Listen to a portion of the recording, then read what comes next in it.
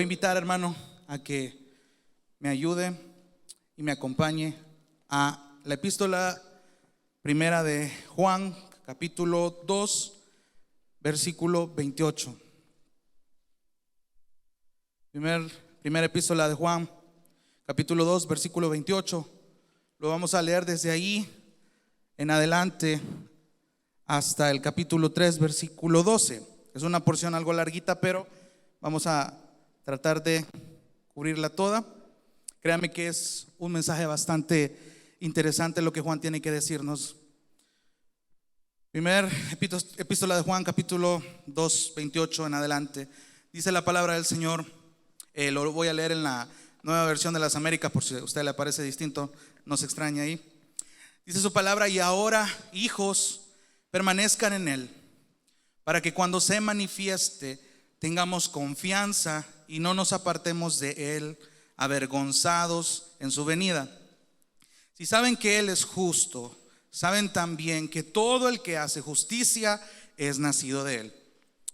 Miren cuán gran amor nos ha otorgado el Padre para que seamos llamados hijos de Dios, y eso somos. Por esto el mundo no nos conoce, porque no lo conoció a Él. Amados, ahora somos hijos de Dios, y aún no se ha manifestado lo que habremos de ser. Pero sabemos que cuando Cristo se manifieste, seremos semejantes a Él, porque lo veremos como Él es. Y todo el que tiene esta esperanza puesta en Él se purifica, así como Él es puro. Todo el que practica el pecado practica también la infracción de la ley, pues el pecado es infracción de la ley. Versículo 5: ustedes saben que Cristo se manifestó a fin de quitar los pecados, y en Él no hay pecado. Todo el que permanece en Él no peca. Todo el que peca ni lo ha visto ni lo ha conocido. Hijos míos, que nadie los engañe. El que practica la justicia es justo, así como Él es justo. El que practica el pecado es del diablo, porque el diablo ha pecado desde el principio. El Hijo de Dios se manifestó con este propósito, para destruir las obras del diablo. Ninguno que es nacido de Dios practica el pecado, porque la simiente de Dios permanece en él. No puede pecar porque es nacido de Dios. En esto se reconocen los hijos de Dios y los hijos del diablo. Todo aquel que no practica la justicia no es de Dios, tampoco aquel que no ama a su hermano. Porque este es el mensaje que ustedes han oído desde el principio, que nos amemos unos a otros. Versículo 12: no como Caín, que era del maligno y mató a su hermano. ¿Y por qué causa lo mató? Porque sus obras eran malas y las de su hermano justas. Vamos a orar en esta mañana. Gracias, Señor, por el privilegio que tenemos de poder presentarnos delante de ti, de poder estudiar tu palabra, Señor. Permítenos estar atentos, que nuestros corazones, Señor, estén atentos a lo que tu palabra tiene que decirnos en esta mañana. Gracias, Señor, por cada una de nuestras vidas, Señor. Ayúdanos, síguenos animando, síguenos confrontando, síguenos exhortando, Señor. A ti sea la gloria en el nombre de Jesús. Amén y amén. Pueden tomar asiento, hermanos.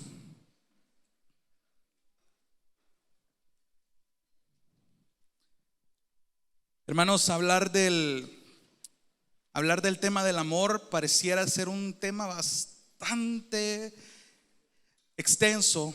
Hablar del amor parece ser bastante común. Si nosotros lo podemos ver en el mundo secular, hay diferentes definiciones de amor, hay diferentes puntos de vista referentes al amor.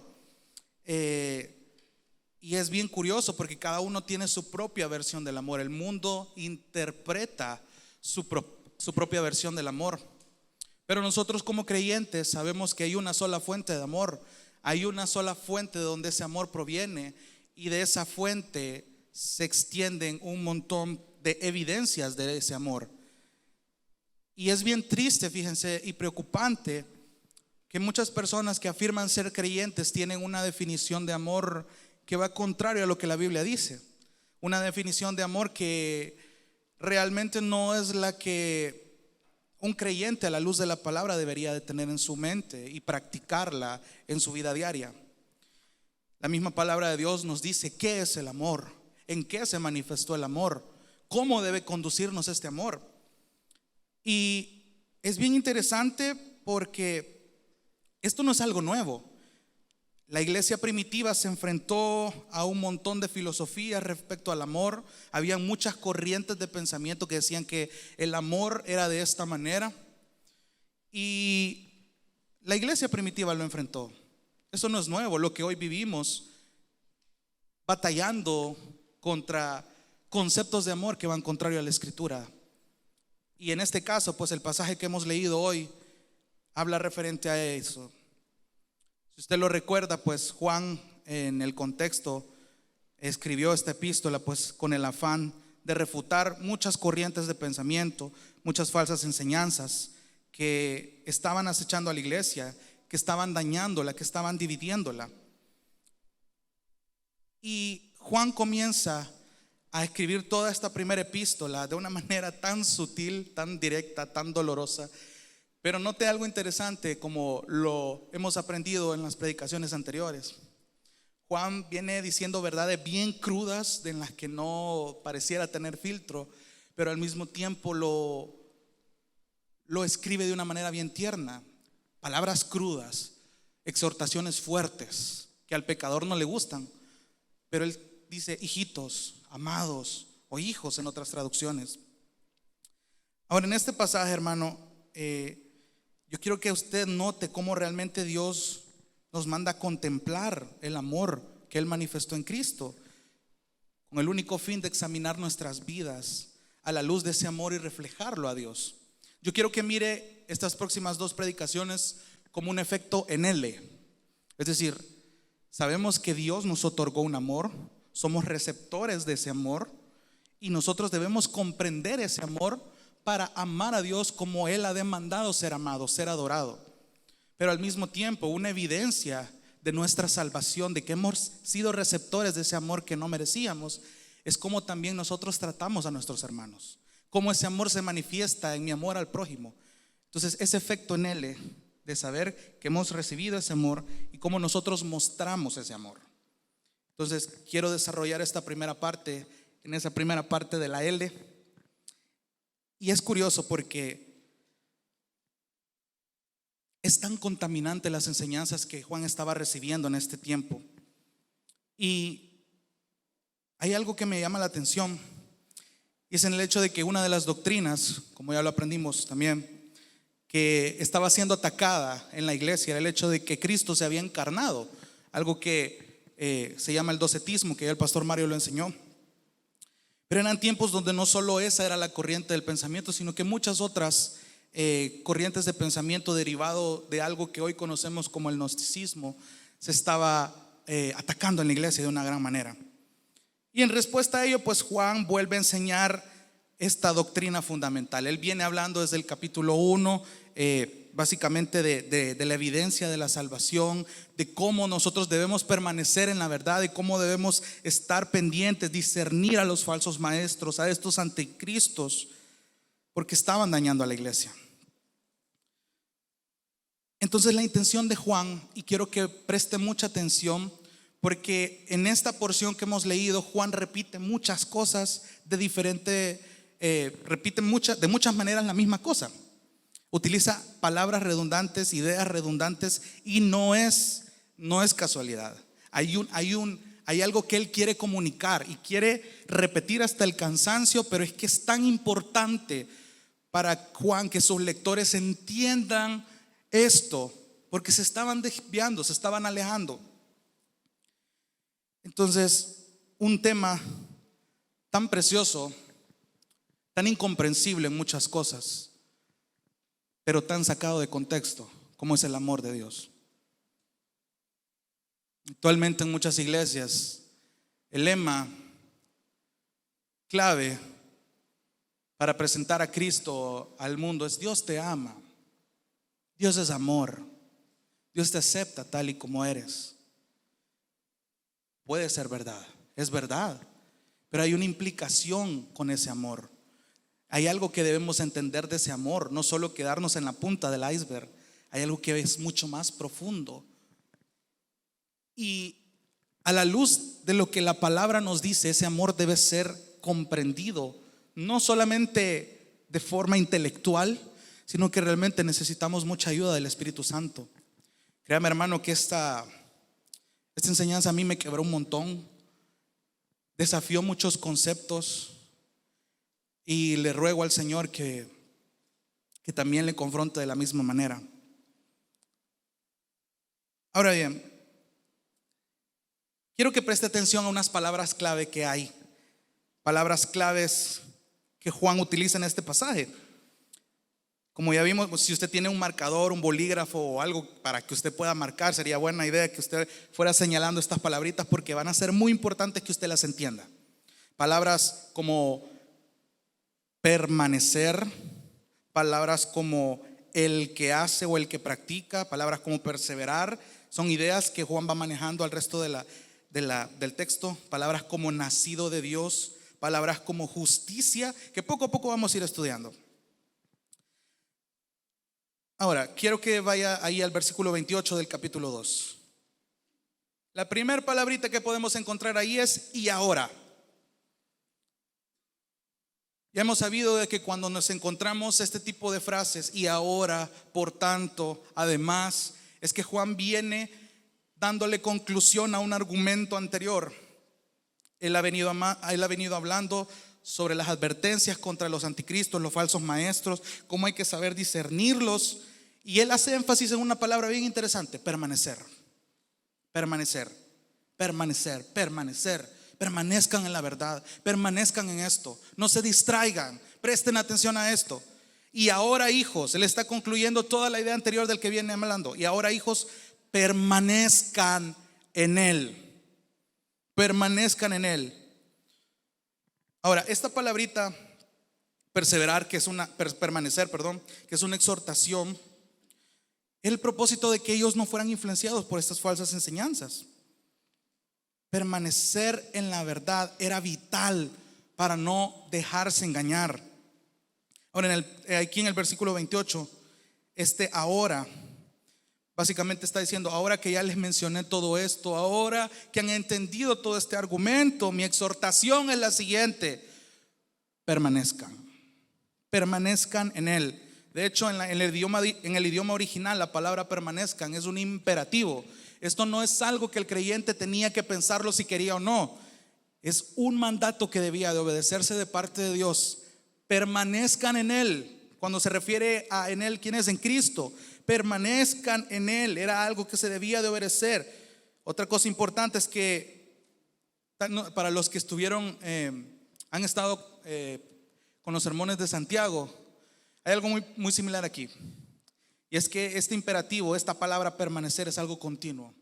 Es algo que no solamente debe de hacerse una vez. Permanezcan continuamente, cada día, porque cada día vienen ataques del enemigo. Y no me quiero poner místico en este aspecto.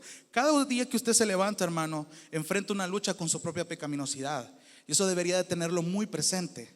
Cada mañana que usted se levanta, tenga por seguro que su naturaleza caída va a intentar que usted no permanezca en Cristo.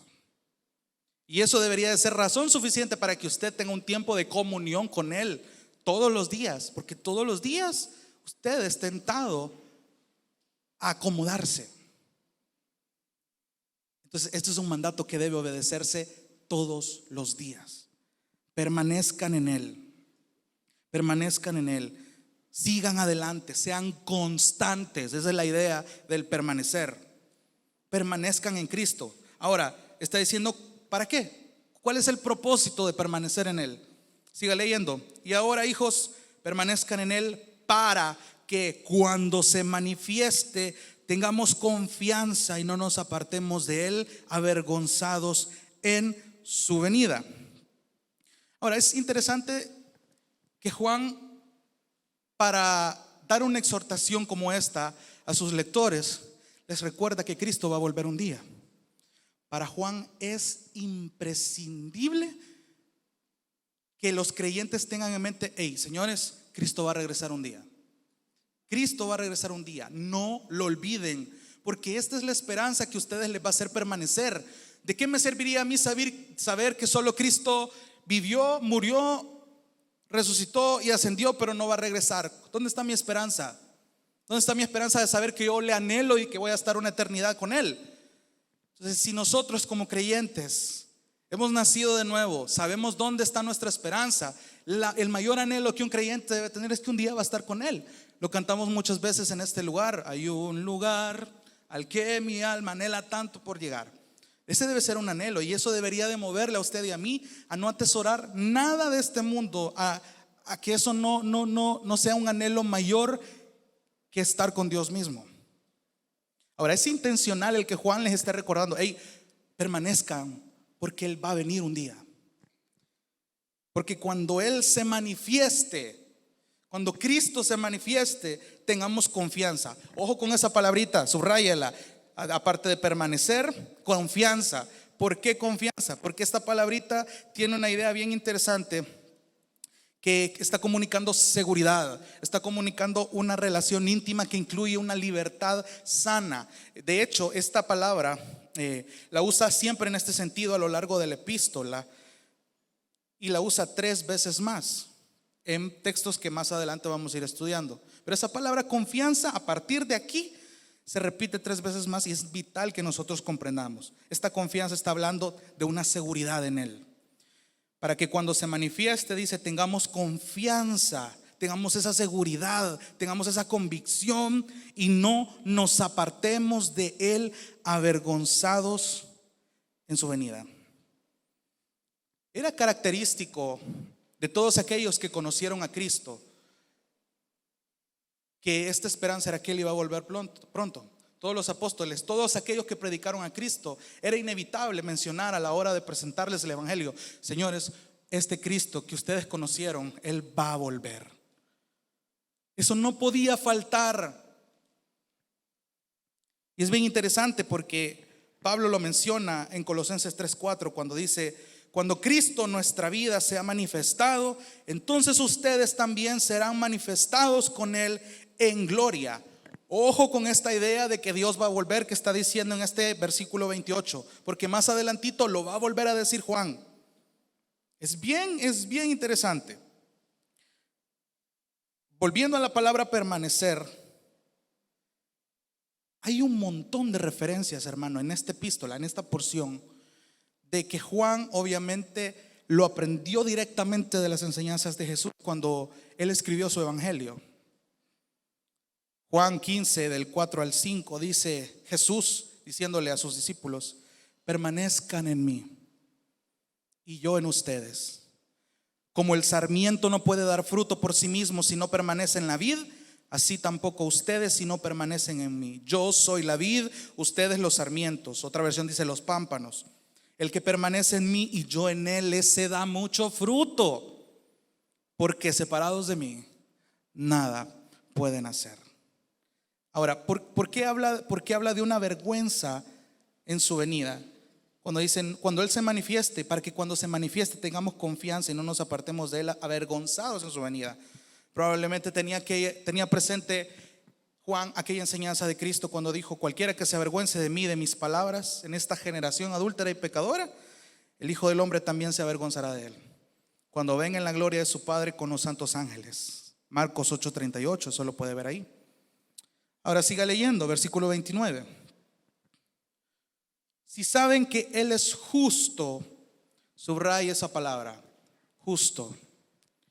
Si saben que Él es justo, saben también que todo el que hace justicia, subraya también esa otra palabra, es nacido de Él. Solo en este texto repite la palabra justo, justicia, el que hace y el que es nacido de Él. Y esto es completamente intencional, así que preste la atención. Hay 2 cosas en este versículo.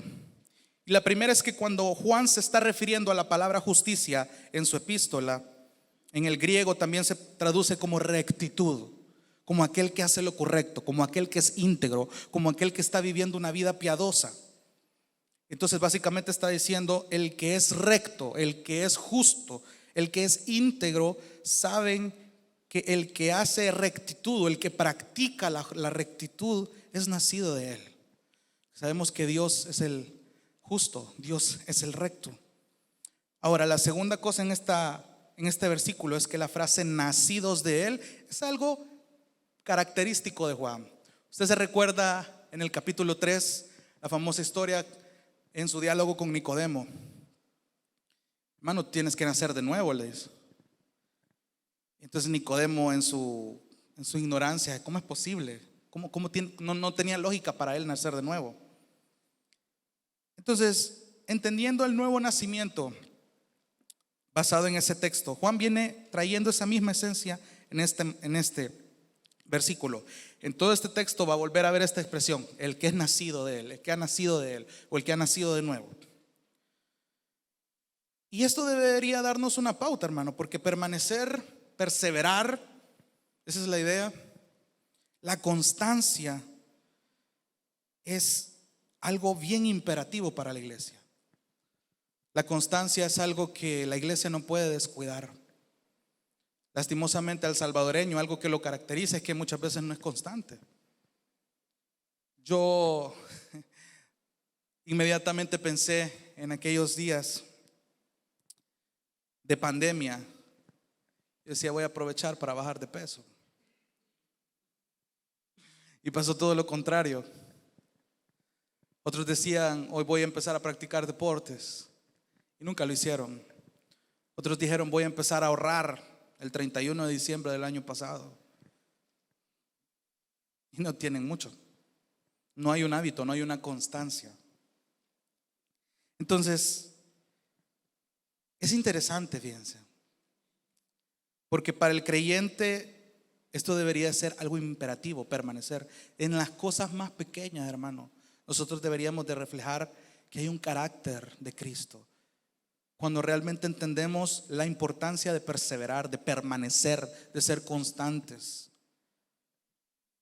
hasta en las decisiones más pequeñas se va a notar. Y eso fue el primer golpe que yo recibí al estudiar esto. En las cosas más chiquitas, seamos constantes, comprometámonos realmente con las cosas. Si usted se ha comprometido a conocer a Dios a través de su palabra, sea constante. Aparte un tiempo, todos los días, no se acomode, porque eso es precisamente lo que Juan le estaba diciendo a la iglesia: no se acomoden.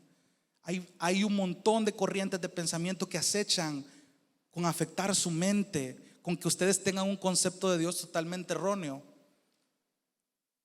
Si usted se ha propuesto a leer más la Biblia, a tener un tiempo de oración, sea constante. Es difícil. La carne lucha contra lo que el espíritu anhela. Es difícil. Todos tenemos nuestras dificultades, todos tenemos nuestras luchas. Pero Juan nos está diciendo ahí: permanezcan no en sus propias fuerzas, no en su inteligencia, no en sus métodos. Permanezcan en Él, porque ahí está la esperanza, porque ahí está la promesa de que un día Él va a volver y va a cumplir realmente el anhelo que debemos de tener, que es estar con Él. Yo puedo anhelar tener un éxito laboral, un éxito académico, yo puedo anhelar casarme, tener familia, cualquier cosa que este mundo me pueda ofrecer, pero mi anhelo principal por sobre todas esas cosas debería de ser que un día voy a estar con Él. Y si ese hoy por hoy no es su anhelo, hermano, examine su vida, revise cómo está su vida espiritual, porque es necesario que permanezca en Él. Porque para el creyente genuino, esa esperanza de que Cristo va a volver es razón suficiente para que usted persevere en esta vida, para que usted permanezca, para que no se acomode. Es interesante. Permanezcan en mí, les dijo el Señor. Ahora volviendo a estos ejemplos prácticos, en las decisiones pequeñas realmente necesitamos ser constantes, porque en un mundo que está acostumbrado a dejar las cosas a medias, a no comprometerse con la vida, la iglesia debe dar el ejemplo de lo que es permanecer, ser constante, comprometerse con algo realmente. No para que me vean, no para que digan, uy, el hermano, mi respeto para este hermano, sino porque mi meta está fija en algo en lo que yo debo permanecer. Y cada área de mi vida debe glorificar esa visión de que yo debo direccionarme al Padre. Todas las decisiones, ¿se ha puesto a pensar en eso? Cada decisión, hasta la más pequeña que usted puede tomar, debe de pensarlo en eso. Todas las decisiones que tome debe meditarlas en cómo esto va a glorificar a Dios. Interesante. Para Juan era importante que la iglesia perseverara. Una acción continua. Y eso es bien similar a lo que pasamos hoy. Recuerdo que en un sermón yo recordaba que esta generación, nuestra generación, se está volviendo esclavo de lo instantáneo. Hoy todo es rápido. Lo que antes tomaba una carta que se tardaba días, ahora un simple mensaje de texto, un simple WhatsApp, en segundos. La gente hoy que ya está acostumbrada a conseguir todo rápido, la gente quiere vivir el día a día, no toma en serio las cosas. Esto se ve en la sociedad. Por eso es que los matrimonios no duran.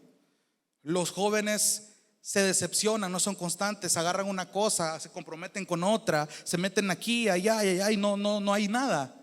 No hay una constancia en nada, no hay nada definido. Y dése cuenta cómo esto está afectando familias, matrimonios. La misma iglesia se está viendo involucrada en las consecuencias de una falta de constancia.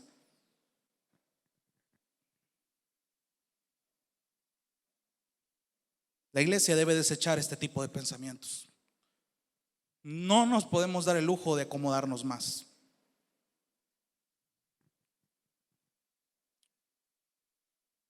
Si saben que Él es justo, dice el versículo 29, saben también que todo el que hace justicia es nacido de Él. Algo sencillo.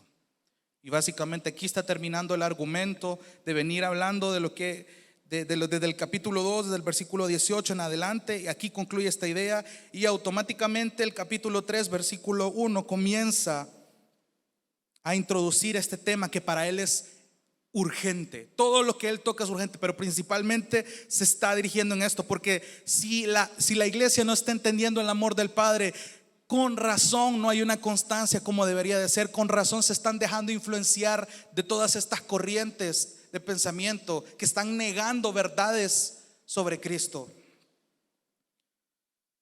Es interesante porque el tema de los falsos maestros lo vuelve a abordar más adelante. O sea, Juan está hablando de una cosa, se pasa a otra, retoma el tema, se pasa a otra, vuelve a retomar el mismo tema. Esta insistencia no es casualidad.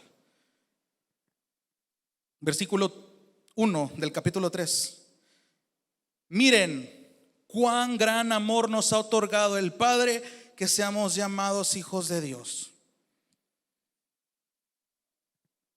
¿Se acuerda cómo empieza el Evangelio de Juan? Capítulo 1, versículo 1. En el principio era el Verbo, y el Verbo estaba con Dios, y el Verbo era Dios. Desde el Evangelio de Juan, él viene insistiendo en que la gente debe darse cuenta de que Cristo fue Dios encarnado, y lo repite de muchas maneras, no solamente en su Evangelio, sino en esta porción. Él sabe que el amor del Padre se manifestó en todo su esplendor en la persona de Cristo, y eso lo podemos ver. La misma expresión de miren o mirad en otras versiones, esta palabra es bien intencional porque está diciendo contemplen, está diciendo dense cuenta, admiren, reflexionen, presten atención. Cuán gran amor nos ha otorgado el Padre, que seamos llamados hijos de Dios. O sea, es como si Juan lo estuviera escribiendo con mayúsculas. Observen esto, presten atención a esto. No es cualquier clase de amor. Miren la clase de amor con la que el Padre los ha amado, que los ha dado un título, nos ha dado el derecho de ser llamados hijos de Dios. Esto me recuerda a Juan 3:16, porque de tal manera, porque esta clase de amor fue la que el Padre nos amó, que dio a su Hijo unigénito, para que todo aquel que crea en Él no se pierda, sino que tenga vida eterna. Es importante, hermano, y eso es algo que aprendimos en las predicaciones anteriores, que cuando la Biblia quiere comunicar el amor del Padre, hay que entenderlo en términos de salvación. Porque si usted lo mira desde otro foco, desde otro punto de vista, no le va a hallar lógica a este amor. Solo imagínese, ¿quién va a estar dispuesto el día de hoy a morir por usted de tal manera como Cristo lo hizo? Nadie. Todos somos esclavos de nuestro propio egoísmo. Queremos velar por nuestro propio pellejo. Nadie, ni siquiera incluso aún nuestra familia podría estar dispuesto a sufrir tal cosa. No tiene sentido. Nadie puede hacer eso, en primer lugar porque Dios no lo hubiera aceptado. Somos seres pecaminosos. Aún si hubiera un fulano que pudiera morir por toda la humanidad en la cruz diciendo yo estoy dispuesto, y sufrió lo que Cristo hubiera sufrido, no hubiera tenido sentido porque no era el Hijo de Dios, no era Dios encarnado. ¿Se da cuenta? No podemos ver el amor de Dios de otra manera. Solo Él pudo haber hecho semejante cosa, de mandar a su Hijo a morir por un montón de gente que no lo merecía. Solo imagínense lo que Cristo sufrió. Ahí en el seminario aprendí algo muy interesante, que esto me golpeó justamente para lo que estaba estudiando. Cuando Cristo estaba sufriendo en la cruz y Él tenía sed, dice que uno de los soldados agarró vinagre mezclado con hiel para que Él bebiera. Y muchos comentaristas dicen que este vinagre mezclado con hiel era un anestésico que iba a aliviar su dolor, que cuando la gente bebía eso era algo que calmaba el dolor de estar ahí. Pero Él no quiso. ¿Sabe por qué no quiso? Cristo debía sufrir hasta la última gota de dolor para que realmente se cumpliera lo que Hebreos dice, que realmente solo Él realmente pudo entender. Tenemos un sacerdote, dice ahora, que entendió nuestros sufrimientos, que realmente entendió hasta la última sensación. Se negó incluso a ser consolado temporalmente, porque Él tenía que sufrir completamente por los pecadores. Esa es la clase de amor con la que el Padre nos ha amado, y la gente no lo entiende. La gente le llama amor a otra cosa. La iglesia le está llamando amor a otra cosa. Este es el amor, dice Juan. Dense cuenta, miren, admiren, reflexionen, contemplen la clase de amor que nos ha otorgado el Padre para que seamos. ¿Para qué? Ese es el propósito, para que gracias a ese sacrificio y esa muestra de amor que hemos recibido, ahora tengamos el título de ser llamados hijos de Dios. Juan 1:12, mas a todos los que le recibieron, a los que han creído en su nombre, les dio la potestad de ser hechos hijos de Dios. No sé si usted se ha puesto a pensar en ese título, el privilegio que es de que hoy seamos llamados hijos de Dios cuando antes éramos sus enemigos. Y esto usted ya lo sabe la historia de la cruz, sabe por qué murió Cristo, sabe que resucitó, sabe que ascendió. Pero ¿realmente usted entiende el amor del Padre? ¿Lo está viviendo a la luz de esta verdad? ¿Está realmente defendiendo este amor, viviendo a la luz de este amor?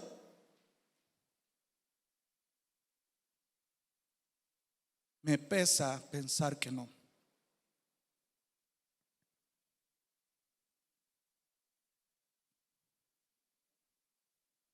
Dice Romanos 8:16 que el mismo Espíritu Santo da testimonio a nuestro espíritu de que somos hijos de Dios. Si usted es nacido de nuevo, tiene el Espíritu Santo morando en usted, y este Espíritu es el que lucha todos los días contra su naturaleza pecaminosa. Eres un hijo de Dios. No es en tus fuerzas. Esta es la clase de amor. Tenés que vivir bajo esta clase de amor. Y el Espíritu Santo comienza a discernirnos todos los días de las decisiones que glorifican al Padre.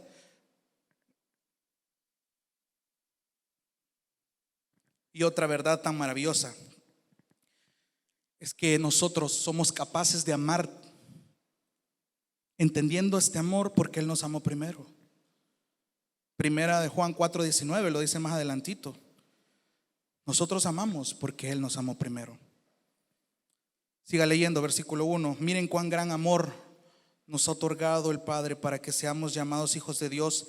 En esta versión que yo tengo de las Américas dice, y eso somos. Esa frasecita, y eso somos, no está en la Reina Valera, está en el texto original.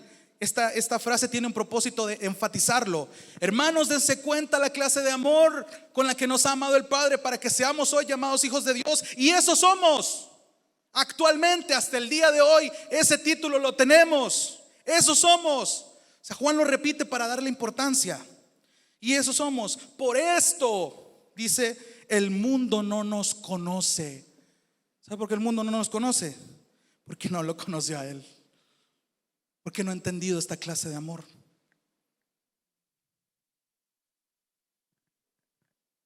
Es de esperar que Juan le recuerde esto a la iglesia, ya que algunos estaban acomodando a no perseverar. Y era lógico que habían perdido la perspectiva del amor del Padre. El diferenciarse de la cultura que era común en aquel entonces significaba que tarde o temprano ibas a ser mal visto o ibas a ser rechazado. Y en nuestros días eso no ha cambiado, hermano. Cuando la gente no entiende estas verdades, les parece ilógico y hasta legalista la manera de conducirse de los hijos de Dios que entendemos este amor.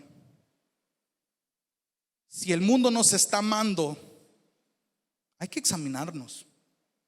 Si el mundo nos está aceptando, si el mundo está aceptando a la iglesia, no ve ninguna diferencia en la iglesia, hay algo que estamos entendiendo mal. Eso debería de encender nuestras alertas. Lastimosamente hoy el mundo ve a la iglesia y pareciera una amiga más, cuando debería diferenciarse del mundo. Versículo 2: amados,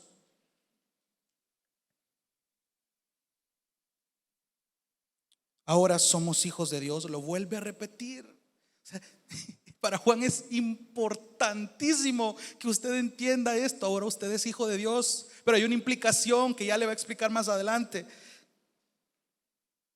Amados, ahora somos hijos de Dios. Y ojo aquí, subraya esta frase: y aún no se ha manifestado lo que habremos de ser. Justamente lo que estaba hablando al inicio, en el versículo 28 del capítulo 2. Y aún no se ha manifestado lo que habremos de ser, pero sabemos que cuando Cristo se manifieste, seremos semejantes a Él, porque lo veremos como Él es.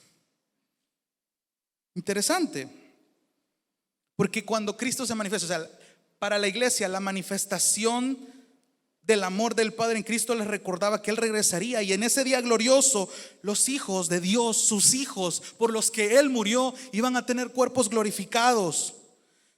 Actualmente nosotros, si el Señor descendiera en este lugar en todo su esplendor, usted y yo terminamos muertos, porque en su santidad Dios no puede convivir con el pecado. ¿Se acuerda la visión de Isaías cuando se vio él frente al trono? Dijo: ay de mí, yo sé quién es el que está sentado en ese trono y sé quién soy yo. Soy un impío, soy un pecador. A la gente le hacen falta entender quién es Dios y quiénes son ellos. Ese debería ser el estándar del creyente. Mientras estemos en este mundo, vamos a carecer de perfección en nuestros cuerpos a causa del pecado. Es una realidad. Pero por eso, mientras estemos en este mundo, es que somos santificados de forma progresiva. Desde el momento en el que el Señor nos hace nacer de nuevo, luchamos hasta la muerte, hasta que el Señor nos llame con nuestro pecado. Y es un proceso de santificación. Aquello que antes me deleitaba, hoy me carga. Aquello que antes en lo que yo que a mí no me generaba absolutamente nada, hoy ya me pesa. O sea, mientras más nos pesa el pecado a nosotros, somos santificados en Él. Esa es nuestra esperanza. Pero aún estando en este proceso de santificación, el cristiano más maduro que usted puede imaginarse es incapaz de presentarse ante Dios aún, porque su cuerpo es un cuerpo corruptible. No puede presentarse delante de Dios. Por eso es necesario que cuando Cristo vuelva, sus hijos tengan cuerpos glorificados.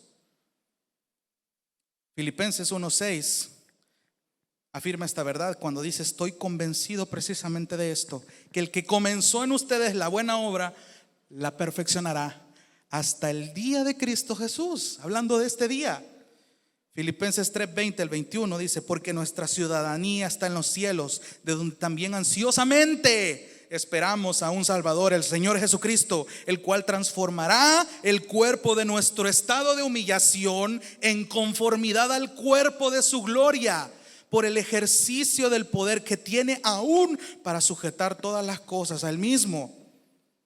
Interesante. Esa es la esperanza nuestra.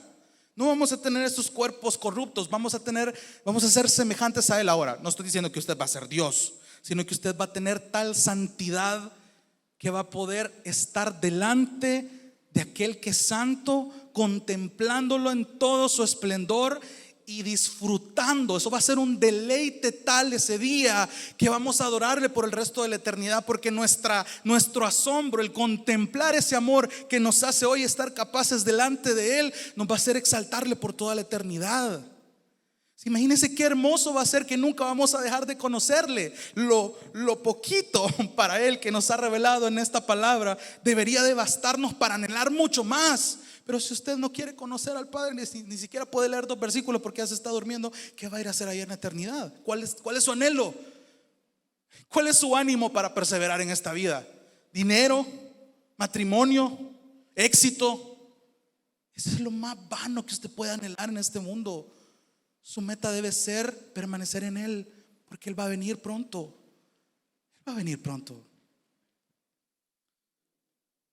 Y aquí lo vuelve a reiterar: amados, ahora somos hijos de Dios y aún no se ha manifestado lo que habremos de ser, pero sabemos que cuando Cristo se manifieste, seremos semejantes a Él, porque lo veremos como Él es. Y todo el que tiene esta esperanza puesta en Él se purifica, así como Él es puro. Esta palabra de purificarse tiene la idea de santificación. Es algo que ya veníamos hablando. Así como Él es santo, así como Él es puro. Primera de Pedro 1:15 dice: sino que así como aquel que los llamó es santo, así también sean ustedes santos en toda su manera de vivir. En toda su manera de vivir. No es una área en específica, tiene que ser toda tu manera de vivir, donde esta santidad debe reflejarse. Porque escrito está: sean santos, porque yo soy santo. Ahora, en el versículo 3 parece cerrar esta idea. Es decir, hermanos, entiendan este tipo de amor. Y a partir del versículo 4 pareciera haber un contraste que empieza a hablar sobre los hijos de Dios y los hijos del diablo.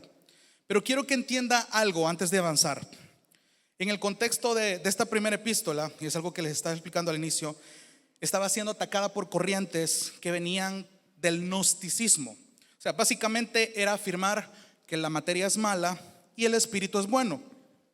Partiendo de esa idea, solo aquellos que alimentaban su espíritu a su manera podían tener acceso a un conocimiento elevado y misterioso, aún más que la palabra de Dios.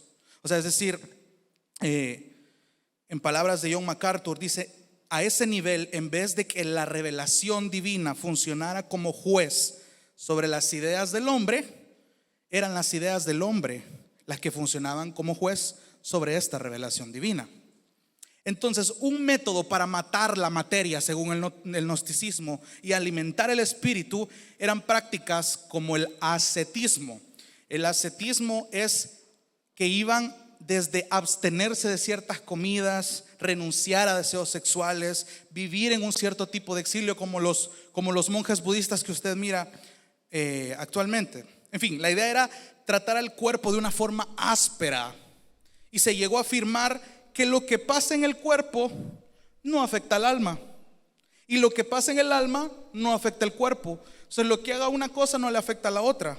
Entonces, básicamente lo que está comunicando es que usted podía pecar todo lo que usted quisiera, pero eso estaba bien, porque todo eso sucedía en una especie de atmósfera material que al espíritu no le afectaba nada.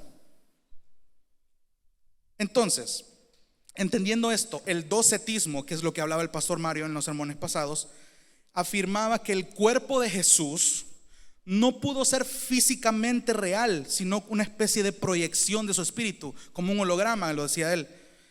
Entonces, un tipo de docetismo también popular afirmaba que el espíritu de Cristo descendió sobre el Jesús humano y que lo abandonó antes de que fuera crucificado.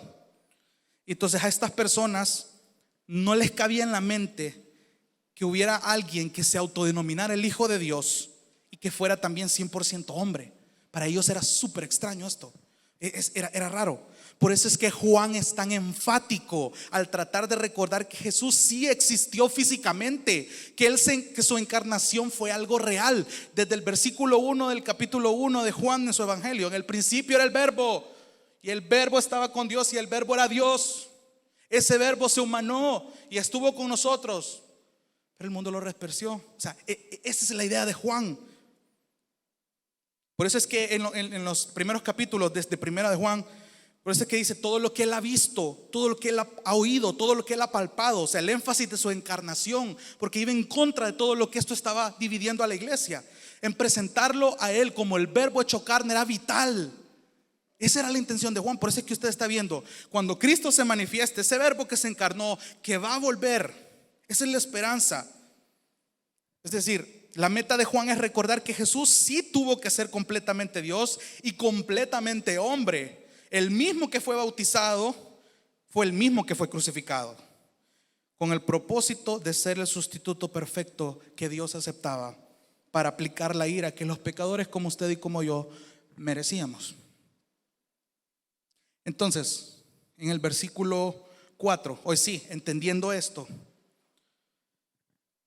dice: todo el que practica, subraye eso, todo el que practica continuamente. La idea es esta, es un verbo continuo, un verbo presente. Todo el que practica continuamente el pecado, practica continuamente también la infracción de la ley, pues el pecado es infracción de la ley. Esto era una bofetada para el argumento del gnosticismo, que dice que puedo pecar sin que mi alma sufra una consecuencia. O sea, los lectores de Juan conocían la ley. Y si nos remontamos al estudio de los 10 mandamientos, hermano, notamos que son normas que tratan con la conducta interna y externa del creyente. Entonces, estos versículos solo me recuerdan Romanos 2:12. Se lo leo rapidito. Pues todos los que han pecado sin la ley también perecerán. Y todos los que han pecado bajo la ley, por la ley serán juzgados. Entonces, es más que esperado. Y yo quiero que se lo ponga en mente. Era más que obvio que habían creyentes que ya estaban de acuerdo con este tipo de pensamiento, que estaban enseñándolos: no, hermanito, vos podés pecar, si a tu alma no le pasa nada. Esa es otra atmósfera. Es bien curioso, fíjese, porque pareciera que en la iglesia hay una similitud. No, hermanito, usted puede pecar, el Señor le ama.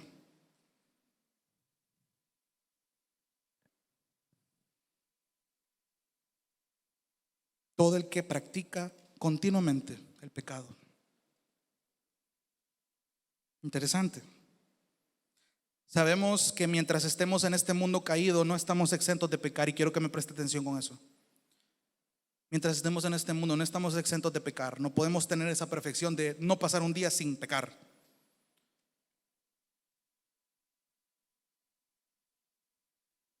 Pero el que sea un hábito, eso sí puede ser posible. Que usted antes se deleitaba en este pecado, pero ahora le pesa, le carga. Y es más que esperado que en este mundo caído, hermano, en esta lucha, en este caminar cristiano, usted va a fracasar. Yo puedo fracasar. La expectativa es que no lo hagamos. Pero si en algún momento fallamos, hay una respuesta tan preciosa. Y quiero que me acompañe ahí más atrasito. Primera de Juan 1:8. Todo el que practica el pecado, dice ahí lo que acabamos de leer, que ha infraccionado la ley. Ahora, ¿eso quiere decir que nunca vamos a pecar estando en Cristo? No, no es esa la idea. Es de esperarse que nosotros fracasemos alguna vez. Pero nuestra actitud en respuesta a eso es el detalle.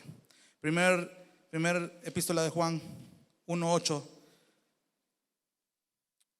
dice: si decimos que no tenemos pecado, nos engañamos a nosotros mismos y la verdad no está en nosotros. Si confesamos nuestros pecados, Él es fiel y justo para perdonarnos los pecados y para limpiarnos de toda maldad. Versículo 10. Si decimos que no hemos pecado, lo hacemos a él mentiroso y su palabra no está en nosotros. Hijitos míos, les escribo estas cosas para que no pequen.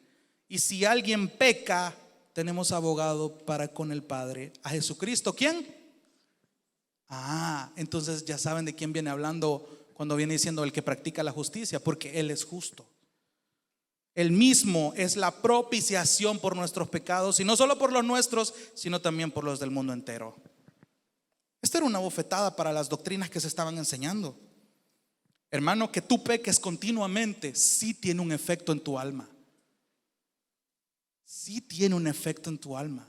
Tienes que examinarte qué pecados te están haciendo que tú te acomodes en esta perseverancia, en este caminar, que no te están dejando permanecer. Volvamos al capítulo 3 de 1 Juan.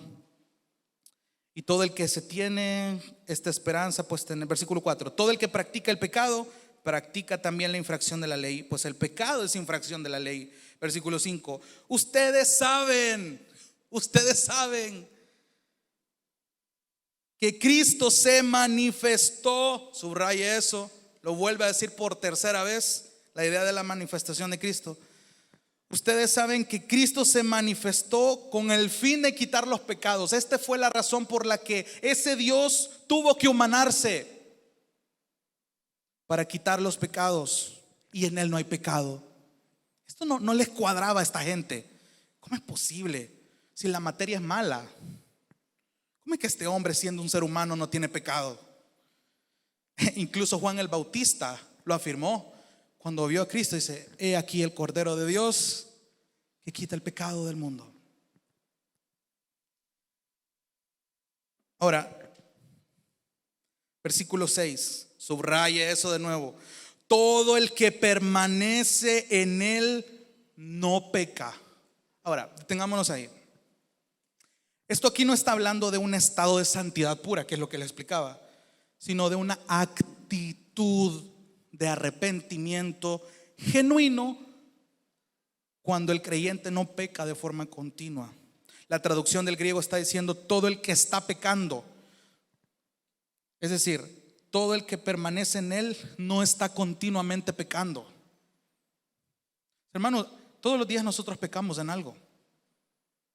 Ahora, ¿cuál es nuestra actitud delante de ese pecado? Delante de Dios por ese pecado. Esa es la idea. Todo el que permanece en Él no peca. Y todo el que peca continuamente ni lo ha visto. Aquí la idea de visto también está traducida en otras versiones como creído. Ese es el juego de palabras. Todo aquel que le peca no ha creído en Él ni le ha conocido. Esa es la idea. Versículo 7. Hijos míos, que nadie los engañe. Habían unos que se estaban dejando engañar. No se dejen engañar por este docetismo, por formas de ascetismo, por este gnosticismo, por toda esta locura de pensamiento que está negando que Cristo se humanó. No se dejen engañar. Esta es la esperanza, esta es la realidad. Hijos, que nadie los engañe. Vuélvalo a subrayar. El que practica la justicia es justo. De nuevo, la idea de rectitud. El que practica la rectitud, aquello que es recto, aquello que es piadoso, aquello que es íntegro, es justo. Así como Él es justo. Versículo 8. El que practica, subrayes otra vez. Juan está diciéndolo con un sentido. El que practica. Si tú lo estás haciendo continuamente y estás pecando, es una infracción de la ley. Por esto es que hay un contraste. En esto se están diferenciando. Todo esto tiene un propósito. El que practica la justicia es justo. Versículo 8. El que practica el pecado es del diablo. ¿Por qué? ¿Cuál es el argumento de Juan al afirmar eso? Porque el diablo ha pecado desde el principio. Y eso no es nuevo para nosotros. Ustedes ya lo saben, dice Juan. Ustedes conocen la historia de Adán y Eva. Y para esto el Hijo de Dios se manifestó, para destruir las obras del diablo. Déjenme recordarle lo que Hebreos 2:14 al 15 dice. Así que por cuanto los hijos participan de carne y sangre, también Jesús participó de lo mismo, para anular mediante la muerte el poder de aquel que tenía el poder de la muerte, es decir, el diablo, y librar a los que por el temor a la muerte estaban sujetos a esclavitud durante toda la vida. Ese es el objetivo: destruir las obras del diablo, destruir estas obras, destruir esta idea, esta esclavitud que nuestra alma tenía. Versículo 9: ninguno que es ¿qué? Nacido de Dios, subraya eso. Ninguno que es nacido de Dios practica el pecado. O sea, y aquí está dando algo clave. Ha venido hablando de aquello, de lo que es andar en la luz. Ha venido hablando de las advertencias de los anticristos. Ha venido hablando de que se cuiden de esto. Ahora está diciendo, hermanos, otra de las evidencias de su salvación es que entiendan este amor. No puede haber una congruencia si tú te dices que sos cristiano y estás pecando. No hay una congruencia. Eso es lo más sencillo que tu mente puede entender. Entonces, ¿por qué tus acciones están llevándote a lo contrario? Tu mente lo entiende, tu mente lo razona. Si has nacido de nuevo, tú no deberías de estar pecando. Entonces, ¿por qué sigues pecando? ¿Se da cuenta cómo somos de corruptos? ¿Se da cuenta las consecuencias que hay al no entender realmente este amor? Ninguno que es nacido de Dios practica el pecado. ¿Por qué? Porque sus anhelos son distintos. Porque el comprender este amor que el Padre tuvo en Cristo para con nosotros me hace anhelar otras cosas. Porque su Espíritu Santo me hace anhelar llegar un día y estar enfrente de Él. Porque la simiente de Dios permanece en Él. La simiente de Dios permanece en Él. No puede pecar, dice, porque es nacido de Dios. Está haciendo un juego de palabras. Esto es importante, esto es necesario que usted le preste atención. De nuevo, versículo 9: ninguno que es nacido de Dios practica el pecado, porque la simiente de Dios permanece en él. No puede pecar porque es nacido de Dios. En esto, versículo 10, y ojo a esto, en esto se reconocen, en esto se evidencia. Aquí está la prueba de los hijos de Dios y los hijos del diablo. Todo aquel que no practica la justicia, todo lo recto, todo lo íntegro, todo aquello que le agrada a Dios, no es de Dios. Tampoco aquel que no ama a su hermano. Interesante, porque ha venido hablando, y quiero que tenga en mente ese efecto en él que le había mencionado. Juan ha venido hablando desde el versículo 28 del capítulo 2 y desde el versículo 1 del capítulo 3. Entiendan este amor, contémplenlo, reflexionenlo. Cuán grande ha sido la clase de amor que el Padre ha tenido para con ustedes, que les ha dado este título de ser hijos de Dios. Y ha venido haciendo esa diferencia. ¿Por qué?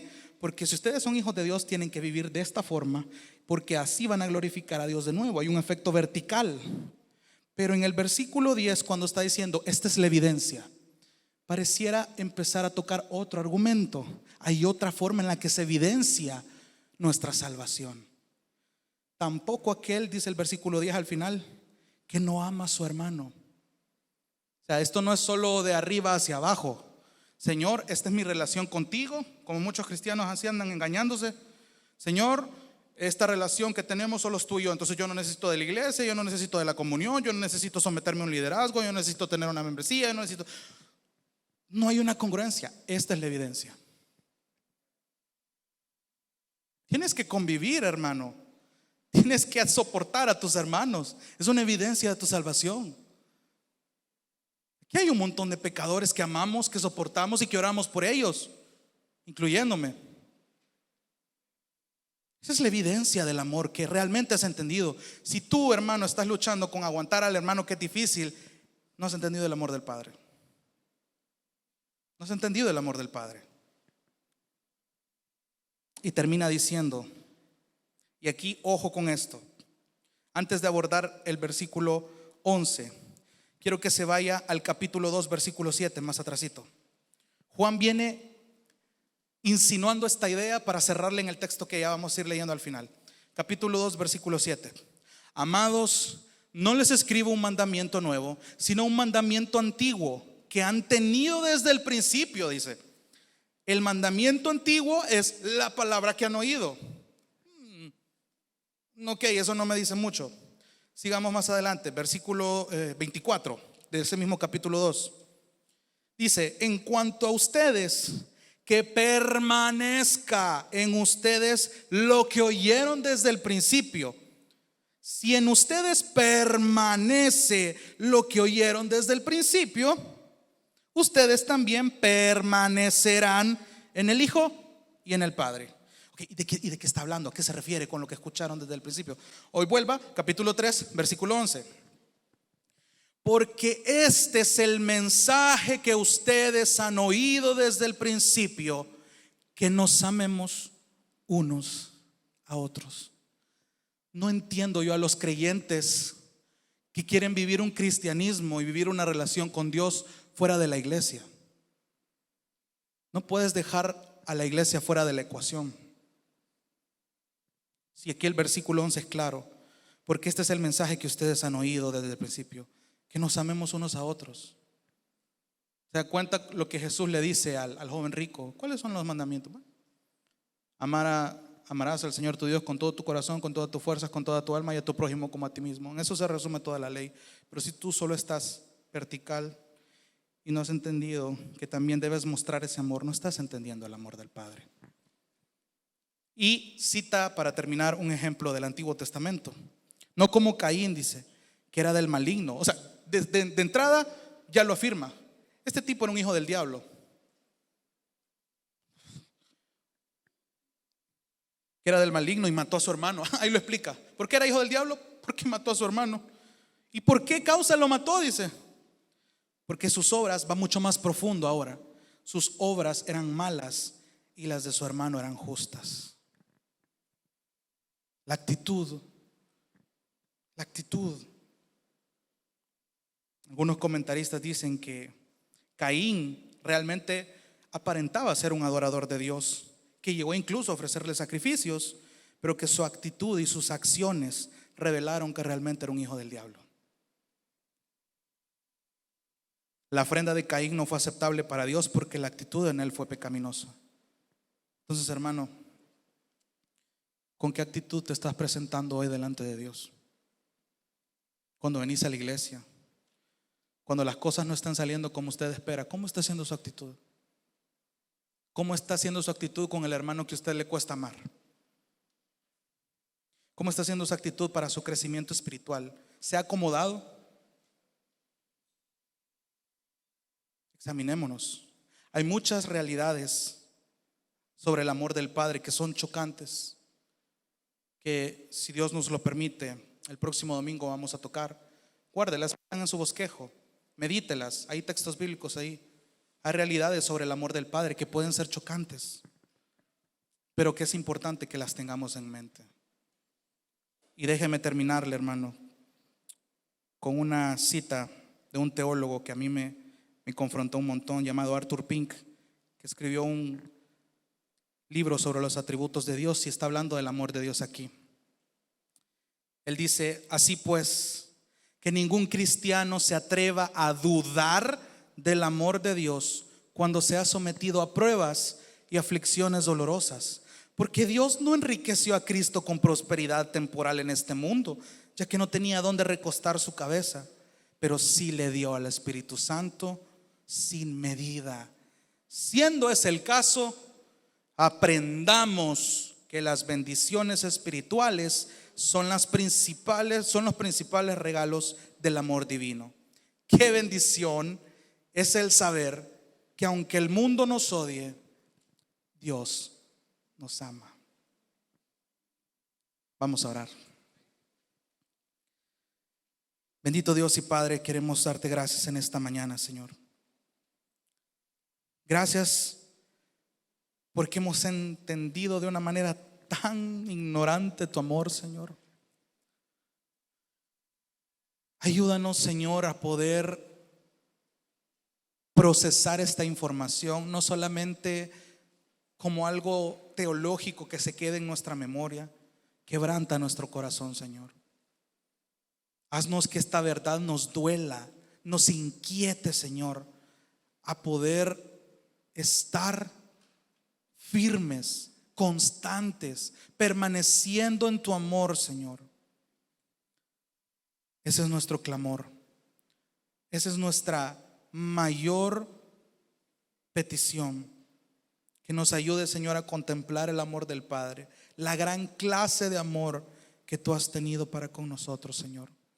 Y te agradecemos por esas maravillosas verdades que tú nos has hecho entender en esta preciosa mañana.